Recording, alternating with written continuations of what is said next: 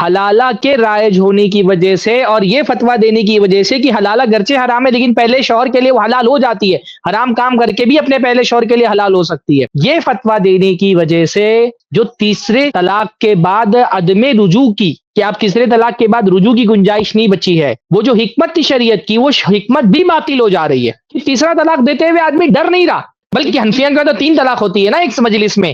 تو اس کو خوف ہی نہیں 3 طلاق دیتے ہوئے، کیونکہ اس کو پتا ہے کہ 3 طلاق دینے کے بعد دوسرے مذاہب میں تو گنجائش نہیں ہے، میرے مذہب میں گنجائش ہے واپس آنے کی، ہاں تھوڑا سا یہ برداشت کرنا ہے، تھوڑی بے غیرتی دکھانی ہے، اپنی بیوی کو ایک رات کے لیے دوسرے مرد کے پاس چھوڑ دینا ہے، پھر یہ واپس میرے پاس آ جائے گی، اسی لیے تو 3 طلاق۔ حنفی مرد 3 طلاق اس وجہ سے بھی دے رہا ہے کیونکہ اس کے لیے ان کے مولویوں نے حلالہ کا راستہ کھولا ہوا ہے، تو جو شریعت کی حکمت تھی نا کہ ایک آدمی یہ سوچتا کہ اگر میں نے 3 طلاقیں دے دی، تیسری طلاق دیتے ہی میرے ہاتھ سے اختیار ختم ہو جائے گا،